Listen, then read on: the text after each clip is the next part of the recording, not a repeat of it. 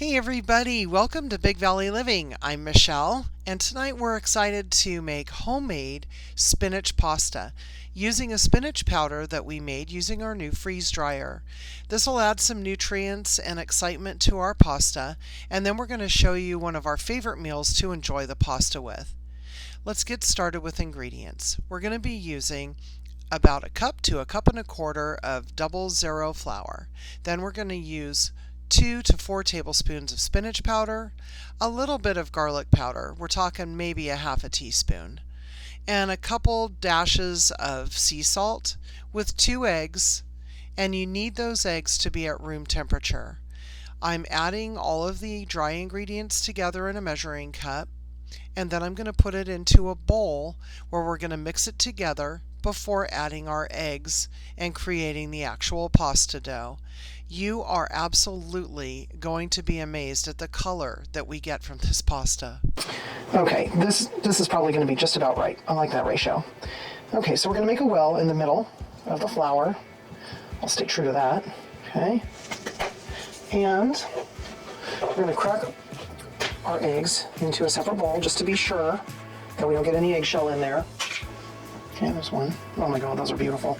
This is going to be an amazingly delicious pasta, you guys. I've been looking forward to this since we started freeze drying the superfoods. All right, so now what we're going to do is just take a fork and we're going to break those eggs up. They are room temperature, by the way. It does help it to incorporate a little bit better. And we're just going to see how we're just bringing it down in there. That's the goal.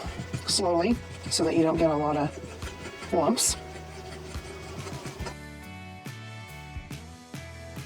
I think that's about right for me. And that way I can lift it out of the flour and not have too much of the flour going into it. So that's the point we're at now. There we go. All right, so I just don't want to deal with goopy hands, guys. Even though it's just the two of us eating and my hands are clean. All right, let me set that off to the side. Now I'm just going to bring this together by hand. Oh, it's still very wet. Okay, good. It's so much easier to add dry ingredients than to try and fix something that got a little overdone. So this is just about perfect. And I don't usually make pasta with gloves on, so this may not last very long.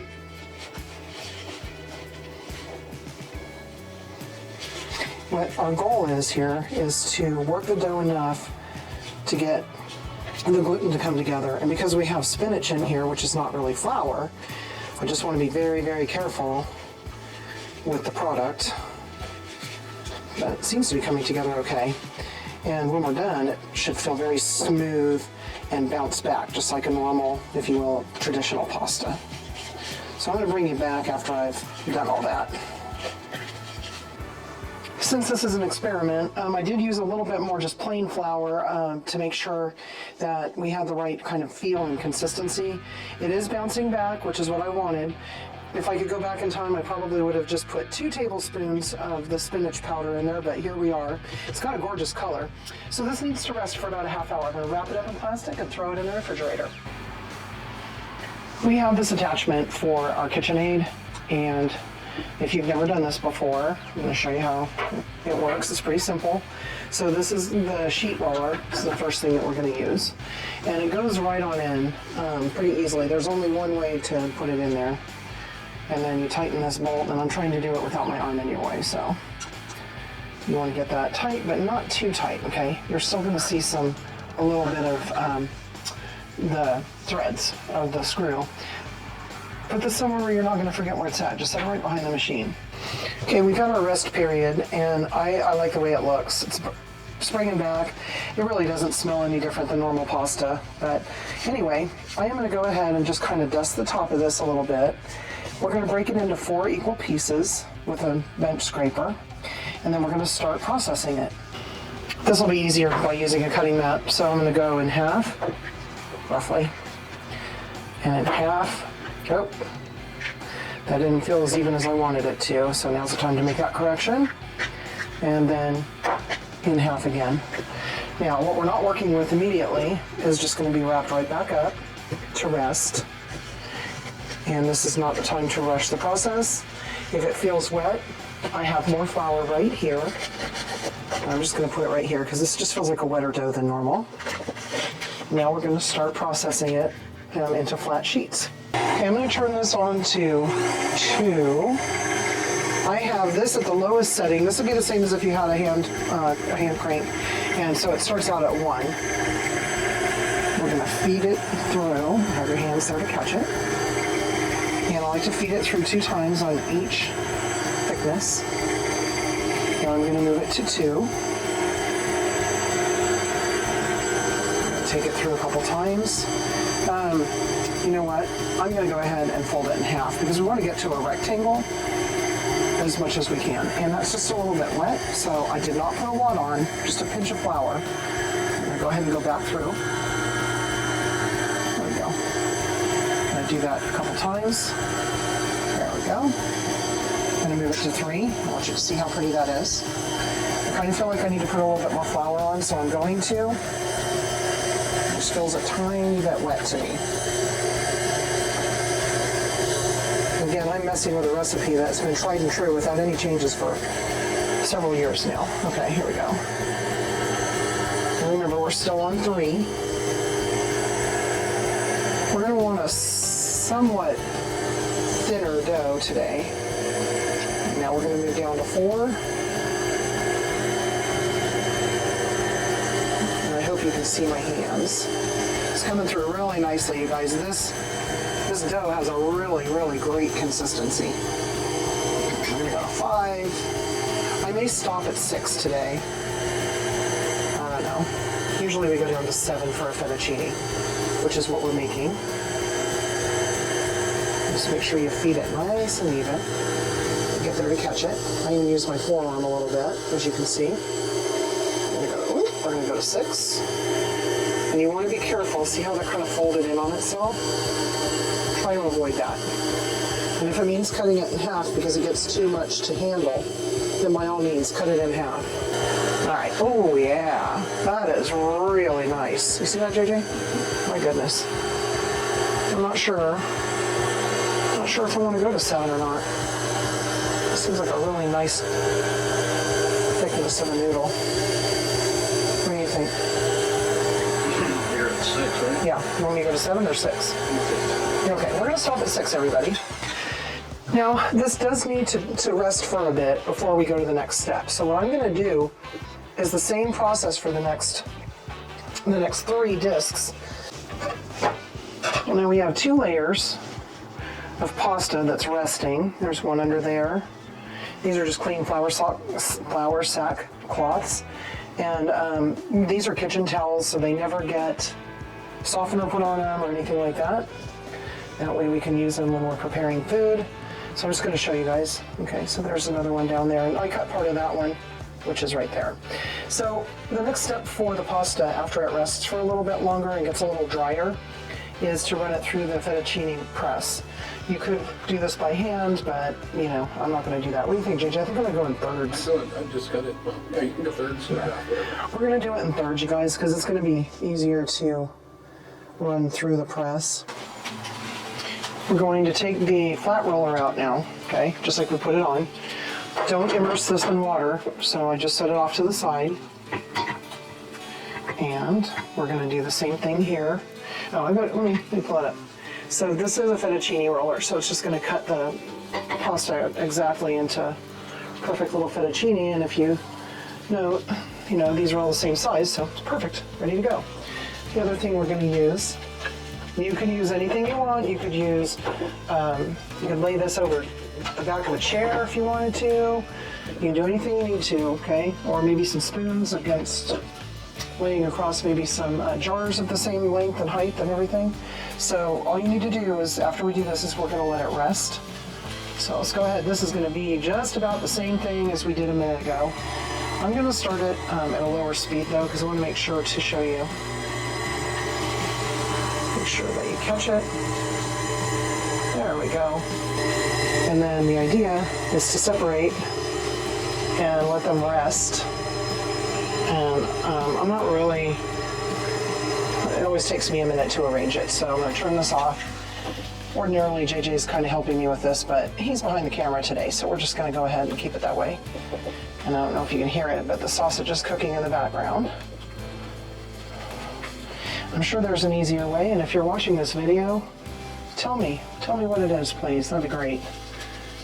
This has a wonderful consistency. It is drying so perfectly. So I want to show you, you do not have to have a rack like this, okay? You could just lay this right back out on a flour sack. Just make sure that you have everything separated.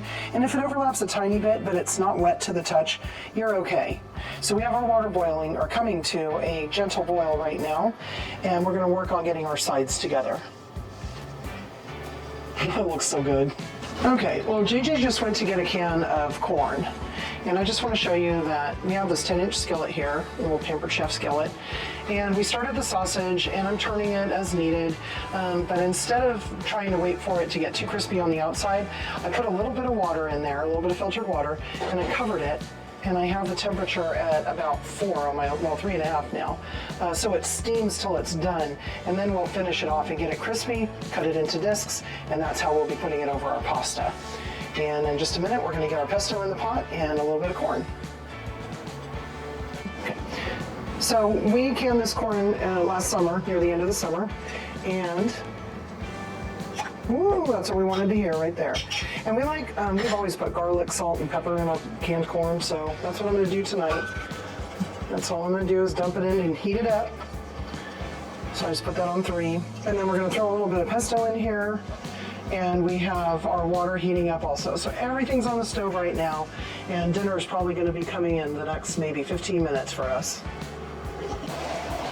Okay. There is no shame in using something from the store. So we're getting to the very end. In fact, today is the last day where this is supposed to be good. That's what we use on our pizza and everything. So I'm gonna go ahead. We have about a half a jar, maybe a third. And I'm gonna put this in here, and we're gonna heat it up gently. And I also had about, I don't know, a half a tablespoon of fresh garlic that I made the other night. And we're gonna spice this up. I'm gonna put that garlic in here so that it doesn't go to waste.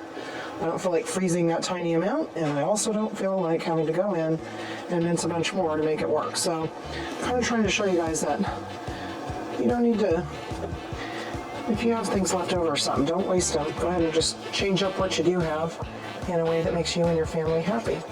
Okay, I think I got every last bit of pesto out of that bad boy. Oh my goodness, it smells so good in here. We took an instant read thermometer, and the temperature internally of these chicken sausages was between 178 and 190, so it's definitely cooked through. And when we pulled the probe out, actually the juices ran clear, so another good indication that it's completely done. So we're gonna cut them into discs and get ready to put that pasta in the pot. The chicken sausage is all cut up, and so we have some nice medallions that we're gonna brown up. I'm gonna turn them up to just about 5.5 on the stove. And as you can see, that's starting to loosen up. That's the pesto, and the corn's going just fine. And it is time to get that pasta going. We have our water at a very gentle boil. So what I'm gonna do is take a handful of pasta. This is the pasta that was on the towels. You notice it's gonna, oh, look at that bright color. It went down to the bottom, and as it's finished, it's gonna rise to the top. And we're gonna cook it for a couple of minutes till it's al dente. Oh my gosh, you guys, it's like Technicolor pasta. It's really pretty. Okay, I think this is the secret. Just a little bit of color is starting to come out of this pasta, and I think that that is where we want to be. So I'm going to put this in here in this bowl that I cleaned out after I made the pasta, by the way. And we're going to put our next load in, and we're actually going to time it so that we have the exact timing. It should be, homemade pasta should cook, generally speaking, in 3 to 5 minutes. 4 minutes was from the time that this pasta went into the pot until it's coming out. So that was the sweet spot. And again, it's not on a rolling boil, okay? I guess it could be, but this is just how we do pasta here. Oh goodness, you guys, this is amazing. Now I'm gonna let that water come back up while I go get the rest of the pasta. And this dinner really just like all dinners that we put on video, it takes longer to set up the camera and everything else. But this, even with homemade pasta, we're going to be eating in less than, well under 2 hours, but we could be eating within an hour to an hour and a half. And this pasta just had the perfect amount of time to rest. It's really, really good. And even though we have all the color, you guys, it doesn't taste any different than normal pasta, so this is just about the prettiness of it. And we got some nice micronutrients from the spinach powder, so we're just trying to get those nutrients into our bodies, you know, wherever we can. Plus, it's just gorgeous. This is the rest of the pasta.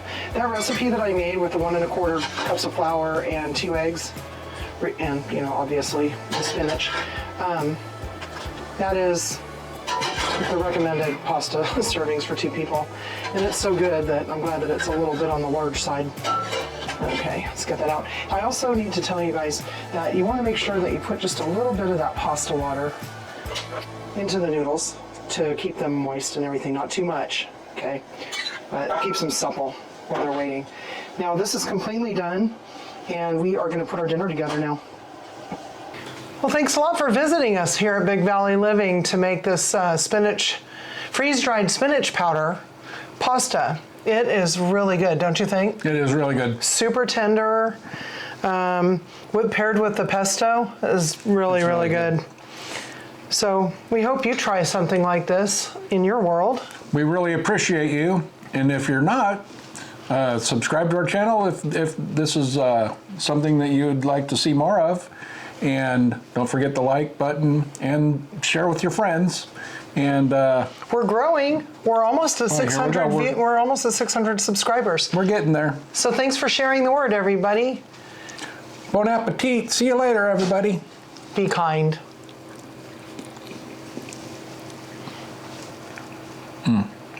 Good? Mm-hmm.